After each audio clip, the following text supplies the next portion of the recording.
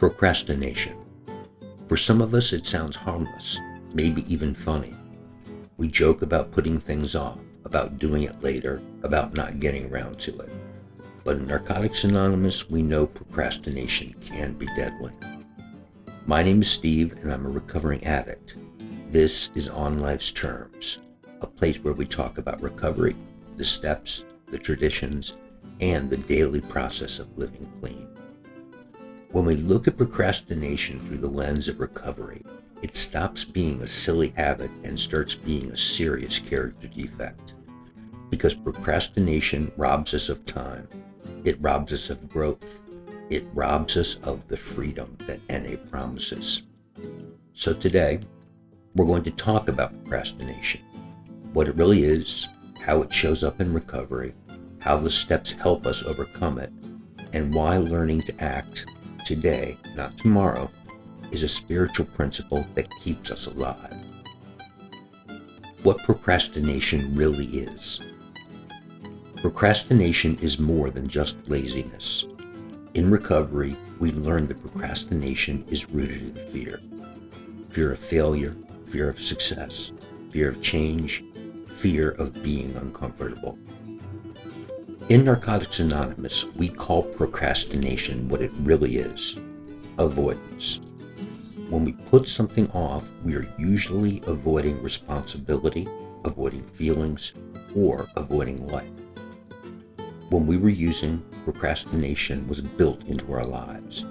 We put off cleaning up, we put off making amends, we put off treatment, we put off life until tomorrow, and tomorrow rarely came. In recovery, procrastination can sneak back in quietly. It's not as obvious as using, but it's just as dangerous. Because when we put off the work of recovery, we put off freedom. NA literature tells us that recovery is a process of action. That's the opposite of procrastination. Procrastination is the process of inaction. It's sitting still while our disease waits for us to slip. How procrastination shows up in recovery. Procrastination shows up in 1,000 ways. We procrastinate on calling our sponsor. We procrastinate on writing our step work. We procrastinate on going to meetings. We procrastinate on making amends. We procrastinate on prayer and meditation. Sometimes we even procrastinate on celebrating our clean time because deep down we feel unworthy. And here's the danger. Procrastination feeds denial. When we say I'll do it later, what we really mean is I don't want to face it now. That's denial in disguise. In Narcotics Anonymous, procrastination is like relapse in slow motion.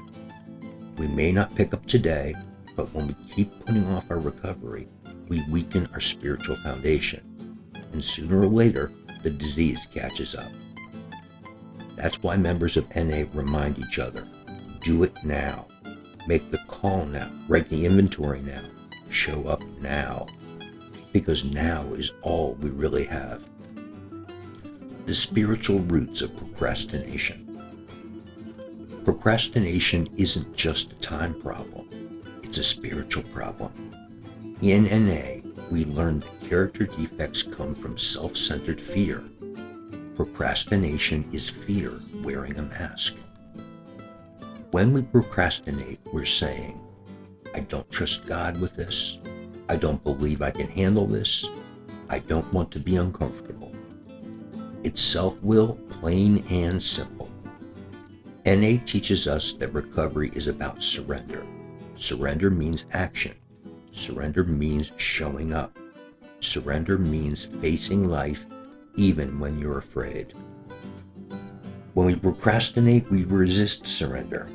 We hold back, we stay stuck, and spiritually, that's dangerous because stagnation is fertile ground for relapse.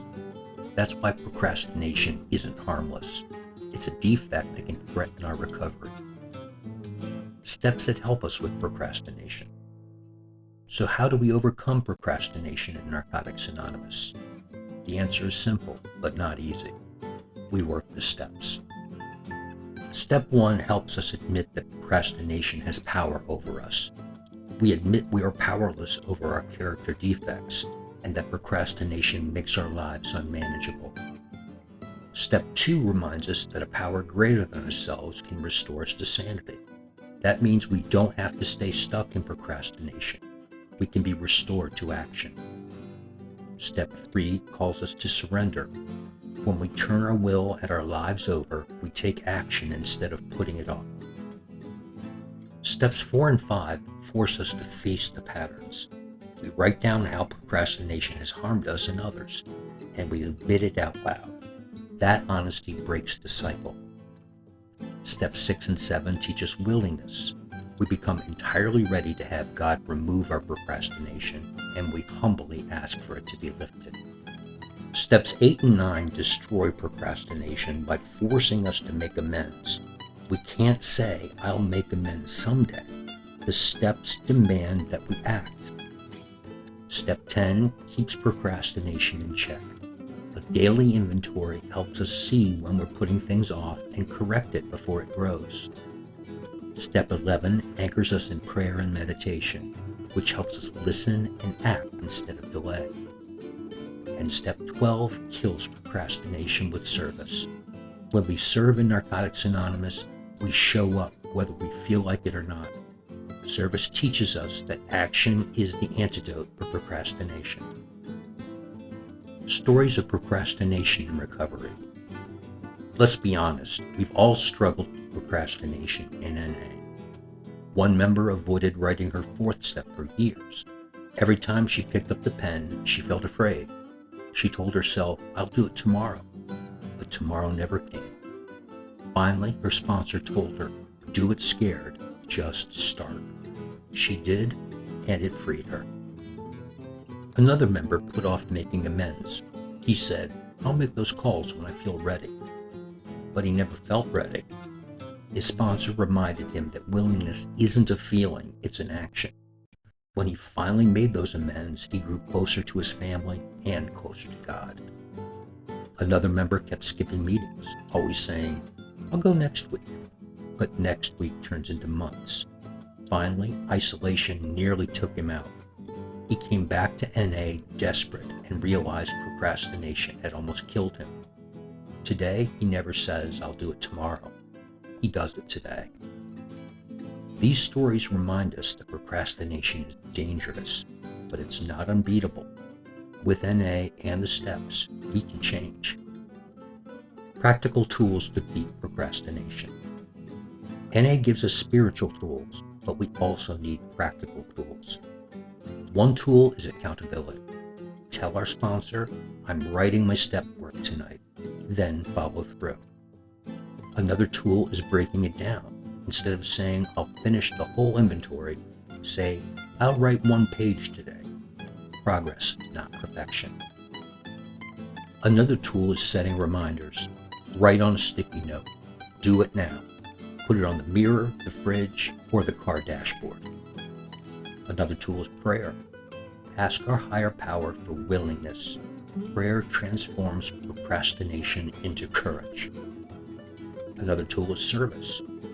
Commit to chairing a meeting, to setting up chairs, to taking a call. Service forces us to act. And another tool is honesty. When we say, "I don't have time," what we really mean is, "I don't want to." Honesty destroys the excuses procrastination feeds on. These tools, combined with the steps, helps us turn procrastination into action. The rewards of acting today. When we stop procrastinating, we start living. When we act today, we feel lighter. We stop carrying the weight of unfinished business. When we act today, we repair relationships faster. We heal wounds sooner. When we act today, we grow spiritually. Each act of willingness builds faith. When we act today, we discover freedom. We're no longer chained to fear, excuses, or delays. And when we act today, we honor the gift of recovery, because every clean day is a gift, and procrastination wastes the gift. That's why NA reminds us, just for today, we will do what's in front of us. Not tomorrow, not later, today. Procrastination is more than a bad habit. It's a character defect that can block our growth and threatens our recovery. But in Narcotics Anonymous, we have a solution. The steps teach us to act. The fellowship encourages us to show up. Our higher power gives us the strength to move forward. If you're struggling with procrastination, remember, you don't have to fix it all at once. You just have to act today. Make the call, write the page, say the prayer, show up for the meeting. Because our recovery is lived in action, and procrastination has no power over an addict who is willing to act. I'm Steve, I'm a recovering addict, and this is On Life's Terms. If this message helped you, please like, share, and subscribe to the channel so together we can carry the message of recovery even further. One day at a time, one action at a time, we can live free on life's terms.